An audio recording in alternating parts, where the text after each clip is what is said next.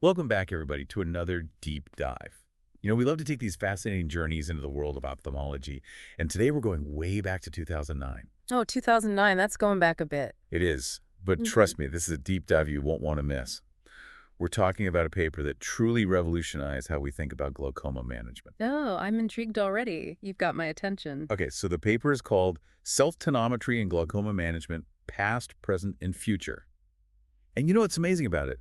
It was actually one of the top 50 most influential papers in all of ophthalmology the year it was published. Wow, top 50. That's impressive. I know, right? Yeah. Talk about ahead of its time. So self-tonometry, it's basically measuring your own eye pressure at home, right? Exactly. Like we do with blood pressure or blood And, sugars. this paper was really the one that got the ball rolling on the whole idea. It's like the OG of self-tonometry. The OG. I like that. So before we dive into the nitty-gritty of the paper itself, I think it's worth taking a quick step back for anyone who might need a refresher on glaucoma. Sure thing. So glaucoma is the leading cause of irreversible blindness worldwide, and it's often linked to elevated intraocular pressure, or IOP for short. IOP, that's the pressure inside your eye. Exactly. And when that pressure gets too high, it can damage the optic nerve, which is like the information superhighway connecting your eye to your brain. Okay, so high eye pressure, bad news for your vision. Got it. Precisely. Now, what's so groundbreaking about this 2009 paper is that it tackles a major limitation of how we traditionally measure IOP. You mean how it's usually just measured at the doctor's office? Yeah, exactly. Yeah. Those single measurements, they only give us a snapshot in time, like trying to understand your blood pressure by just checking it once a month. You're missing so much crucial information. That makes total sense because our blood pressure isn't constant throughout the day, so why would our eye pressure be any different? You're absolutely right. Eye pressure also fluctuates throughout the day. It has peaks and valleys, and those peaks can be really damaging to the optic nerve, even if your pressure seems normal at the doctor's office. So those routine checkups might not be catching the whole story. Exactly. And that's where self-tonometry comes in. It's about empowering patients to take control of their eye health by measuring their own pressure at home and getting a more complete picture of what's going on. I love that empowering patients to be proactive about their health. Me too. And what's really fascinating is that the authors of this paper, they didn't just focus on the present and future of self-tonometry. They went all the way back to the beginning. They actually reviewed the entire history of attempts to measure eye pressure, starting way back in 1862 with the invention of the first tonometer. 1862. Wow, that's ancient history.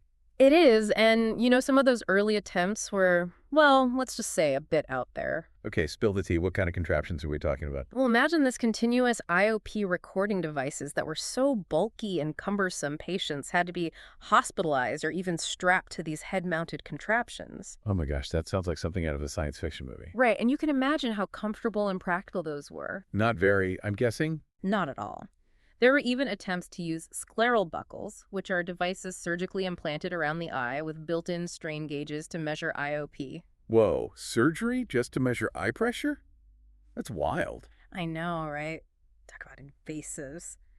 And not surprisingly, a lot of these early devices failed to gain much traction. Why am I not surprised? So what were the main reasons they flopped? Well, they were complex, often inaccurate, and definitely not something the average person could or would want to use at home. Okay, so a combination of technological limitations and maybe some over-the-top ideas. Yeah, pretty much. But things started to change in the 1980s with the emergence of more practical self-tonometry devices. Okay, so that's where we'll pick up in the next part of our deep dive. We'll explore how self-tonometry evolved from those early clunky contraptions to the more user-friendly devices we have today. Sounds good. I'm ready for part two. Great. We'll be right back after a short break, so don't go anywhere. So before the break, we were talking about how those early self-tonometry devices were, let's just say, a bit much. A bit much is putting it mildly, but thankfully things started to look up in the 1980s. Okay, so tell me about this turning point. What changed? Well, researchers started developing more practical devices, and the 2009 paper highlights two that were actually tested in humans, the home tonometer and the pulsariculator tonometer. Okay, those names sound a bit more down-to-earth than those head-mounted contraptions we talked about earlier. Right. And the home tonometer is particularly interesting because it used a similar principle to the non-contact tonometers that we use today. The ones that use a puff of air to measure IOP. Ah, yes, the dreaded air puff test. I think we've all been there. Exactly. So it was a step in the right direction. But these early self-tonometers weren't perfect, right? Right. What were some of the challenges they faced? Well, Accuracy and ease of use were still big hurdles. Remember, we're talking about a device that people will be using at home on their own, so it needs to be simple, reliable, and comfortable. That makes sense. It's not just about the technology itself, it's about the whole user experience. Exactly. And while these early devices were more practical than their predecessors, they still had some limitations. Okay, so let's fast forward to the present. The 2009 paper actually discussed 3 self-tonometry devices that were commercially available at the time. And guess what? All of them are still around today. Really? That's amazing. I know, it's pretty cool. So tell me about these devices. What were they and what made them so significant? Well, the first one is the ProView Eye pressure monitor, and it's based on something called pressure phosphene. Pressure phosphene, what's that? It's basically a visual sensation you see when pressure is applied to your eye. So imagine pressing gently on your eyelid until you see a flash of light. That's kind of how the ProView measures your eye pressure. Wow, that's fascinating and a lot less jarring than the air puff test. Right. It's a very different experience, and for many patients, it's much more comfortable. Okay, that's one. What about the other 2 devices? The second one is the Ocuton S, which is a handheld electronic tonometer. Handheld, that sounds convenient. It is. And what's interesting about the Ocuton S is that it uses similar principles to the Goldman applanation tonometer, which is considered the gold standard for IOP measurement in clinical settings. So it's bringing that gold standard accuracy to a home setting. Exactly. And finally, we have the TonoPen, which is a portable device that many ophthalmologists were already using in their offices back in 2009. So it already had a proven track record. Yes, and that familiarity was definitely an advantage. So we've got 3 very different approaches to self-tonometry, each with its own unique features. And this is where things start to get really interesting for patients because now they have options. Absolutely. They can work with their doctor to choose a device that best suits their needs and preferences. It's all about personalized care. Exactly. And that's a huge step forward in terms of patient empowerment. And this is all back in 2009. It's amazing to think how forward-thinking the authors of this paper were. They didn't just describe the current state of self-tonometry, they also delved into the future possibilities, some of which seemed like science fiction at the time.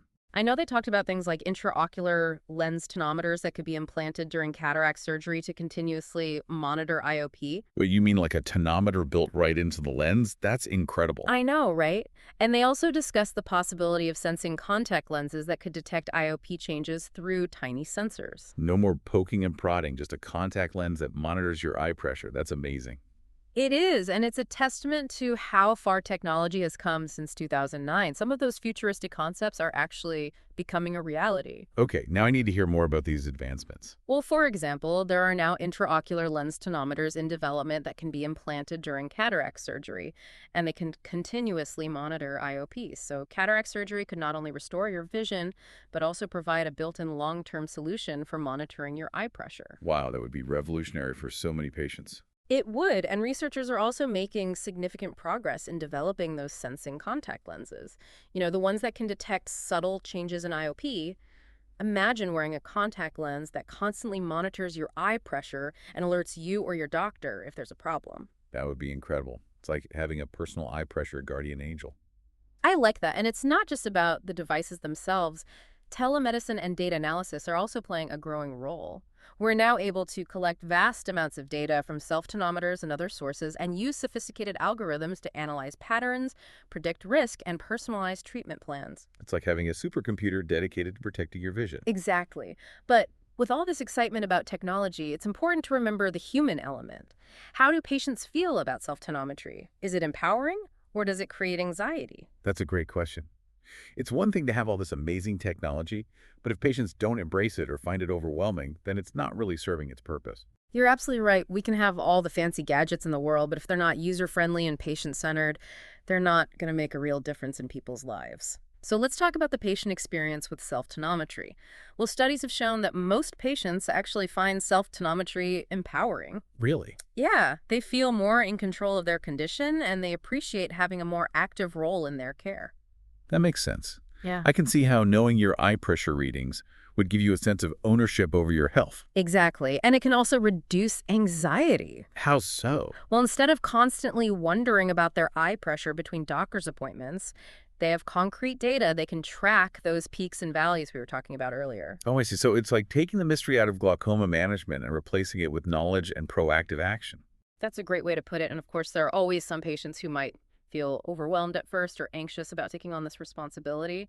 But with proper education and support from their healthcare team, most patients adapt well and actually find it to be a positive experience. Sounds like it's all about finding that balance between giving patients the information they need to be proactive without overwhelming them. Exactly. And that's where the doctor-patient relationship is so important. It's about working together as a team to make informed decisions about treatment and management.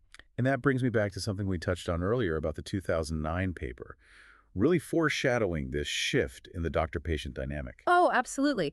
Even back then, the authors were emphasizing the importance of patient education and empowerment.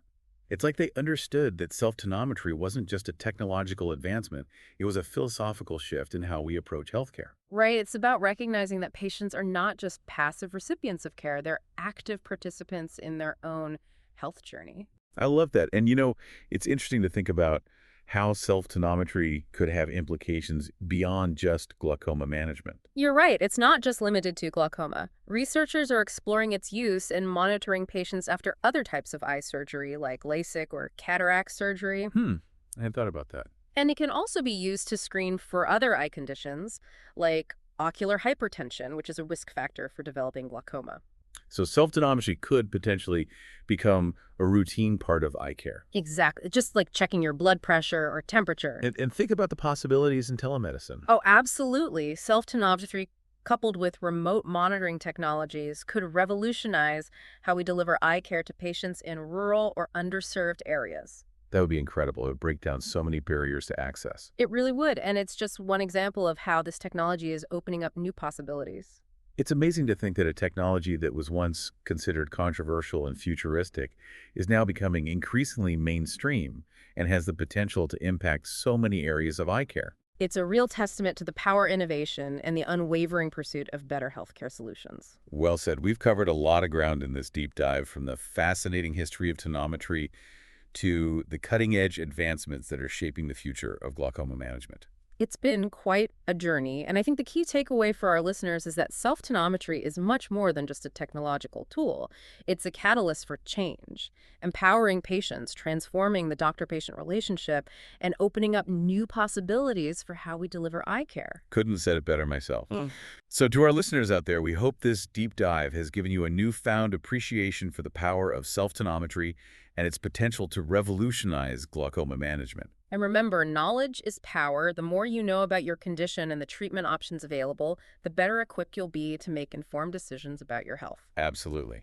So if you're interested in learning more about self-tonometry, talk to your eye doctor. They can help you determine if it's right for you.